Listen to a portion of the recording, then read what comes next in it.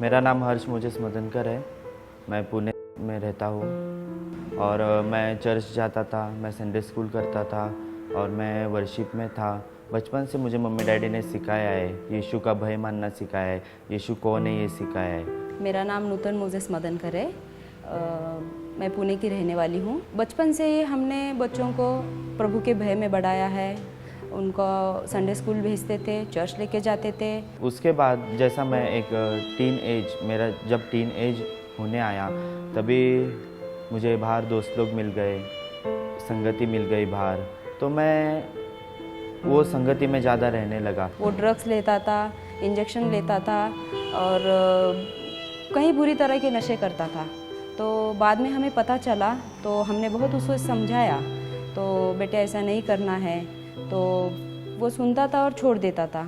उसके बाद में 2 साल तक का उसने हमें बहुत तंग किया। मैं दोस्तों में रहने लगा। मेरे को वो जो लाइफ था, जो नशे वाला लाइफ था, वो मुझे बहुत अच्छा लगने लगा था। लेकिन वो लाइफ में बिल्कुल भी मुझे शांति नहीं थी। हर वक्त मम्मी के साथ झगड़ा, हर वक्त बहन के साथ झगड़ा, मुझे बिल्कुल शांति नहीं थी। मैं हर वक्त नशे में रहता था। मैंने ड्रग्स किया, मैं दारू पीता था, मैं सिगरेट पीता था, मैं सब नशा करता था, मैं इंजेक्शन्स लेता था, मैं मेडिसिन्स खाता था। और मैं उसके लिए लगातार उपवास प्रार्थना करती थी और प्रभु के पास मैं रोती थी कि प्रभु, जो मेरा बेटा था, जो पहले वाला मेरा बेटा था, जो तेरी सेवा कार्य में था, वही मेरा बेटा मुझे लौटा। प्रभु ये गलत रास्ते में है, प्रभु इसको वापस लेके आ। मैं बहुत रो रो के प्रभु के पास प्रार्थना करती थी। मेरे मम्मी और मेरे पास्टर मुझे हर वक्त समझाते थे। पास्टर हर वक्त मुझे समझाने आते थे, मम्मी को कॉल करते थे, मुझे हर्ष से मिलना है। लेकिन मैंने अगर पास्टर का नाम सुना तो मैं घर से भाग जाता था, क्योंकि मुझे नहीं मिलना था पास्टर से, क्योंकि वो मुझे समझाएंगे, मुझे वो नहीं चाहिए था। इसलिए मैं पास्टर से भागता था बाहर।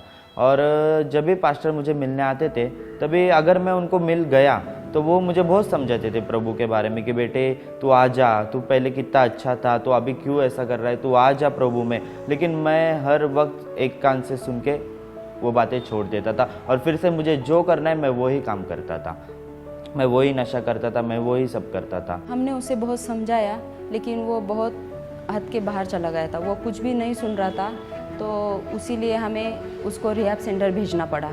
तो मैंने उसके 1 महीने के लिए उसको मैंने रिहैब सेंटर भेजा। फिर वहाँ मैं उसको 1 महीने के बाद मिलने गई, तो उसने मुझसे प्रॉमिस किया कि मम्मी मैं सुधर गया हूँ, मैंने प्रार्थना भी की है, मैं अभी से नहीं करूँगा। और मुझे बहुत दया आई मेरे बच्चे पे, बहुत रोने लगा, गिड़गिड़ाने लगा कि मुझे यहाँ से निकालो मम्मी।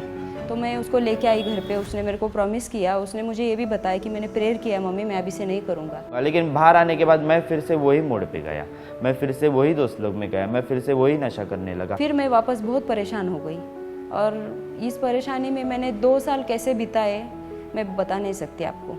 मेरी मम्मी बहुत दुखी रहती थी, हर वक्त मम्मी प्रेयर में रहती थी। मम्मी ने मुझे हर वक्त समझाया, लेकिन मैंने सुना नहीं। मैं सुबह 4 बजे उठती थी। मुझे ऐसा लगता था कि मैं अभी बात करूं कि सब लोग सोए हैं, सिर्फ प्रभु मेरी आवाज़ सुने।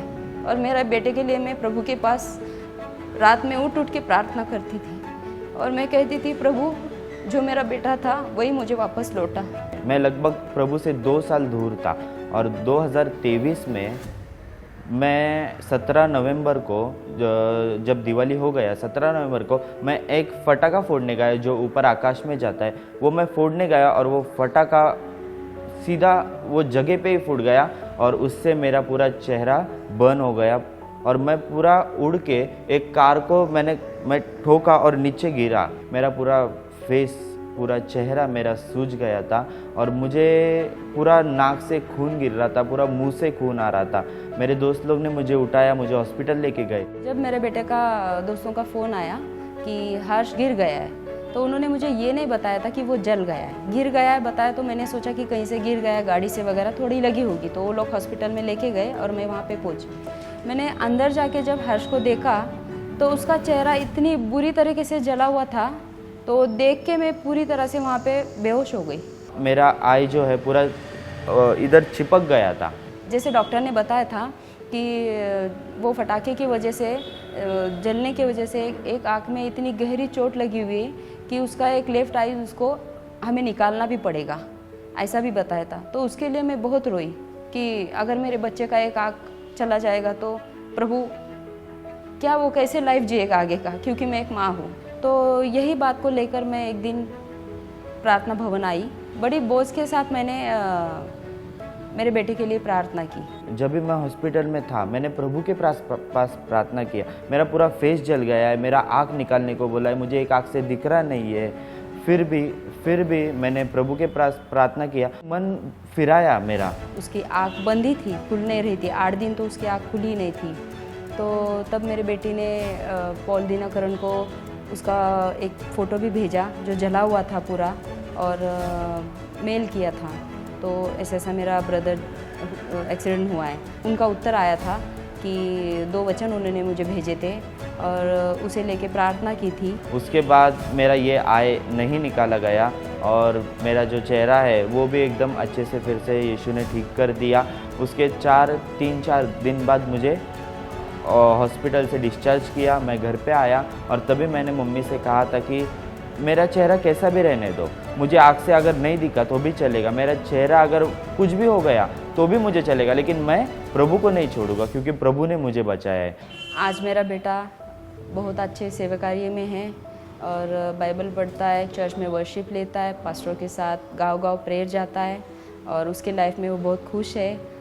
उसकी शादी भी हो गई है, उसे प्रभु यीशु ने उसे बहुत अच्छी पत्नी दी है, वो दोनों बहुत अच्छे प्रेयर में बढ़ रहे हैं और मैं प्रभु यीशु के पास यही प्रार्थना करूंगी कि ऐसे ही मेरा बच्चा प्रभु में बढ़े, उसकी सेवा कार्य में बढ़े, क्योंकि उसने उसका जीवन प्रभु यीशु को दिया है। जब से मैं प्रभु यीशु में आया तो ये आनंद, मुझे ऐसा लगता है ये आनंद मुझसे फिर से दूर नहीं होना चाहिए। ये आनंद, ये जो प्रभु ने मुझे आनंद दिया, जो खुशी दिया, जो शांति दिया, वो ये संसार से बहुत अलग है। जो माँ मुझे देख रहे हैं, मैं बस इतना ही कहना चाहूँगी कि जिनके भी बच्चे ऐसे गलत रास्ते पे हैं, नशे में हैं, तो उन पे क्या गुजर रही होगी, इसमें से मैं गई हूँ, मैं जानती हूँ। या अपने परिवारों में ऐसे कई लोग रहते हैं, तो उसके लिए आप प्रार्थना कीजिए, चाहे सिचुएशन कैसी भी हो, आप प्रार्थना करना ना छोड़िए और लगातार आप प्रार्थना करिए और विश्वास रखिए प्रभु यीशु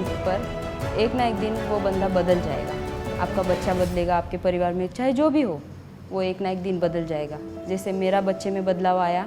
आज जो जवान लोग मुझे देख रहे, जो शराब में हैं, जो नशे में हैं, जो सब दुख में हैं, मैं ये सब बातों से गुजर चुका हूँ और मुझे आपसे यही कहना है, अगर आप सोचते होगे कि मैं इससे छूट सकता हूँ, मैं इससे दूर जा सकता हूँ, मैं शराब छोड़ सकता हूँ, तो ये चीज़ अपने से कभी नहीं हो सकती है। ये चीज़ करने के लिए हमें सिर्फ प्रभु यीशु को पुकारना पड़ता है और प्रभु यीशु ही हमें इससे दूर कर सकता है।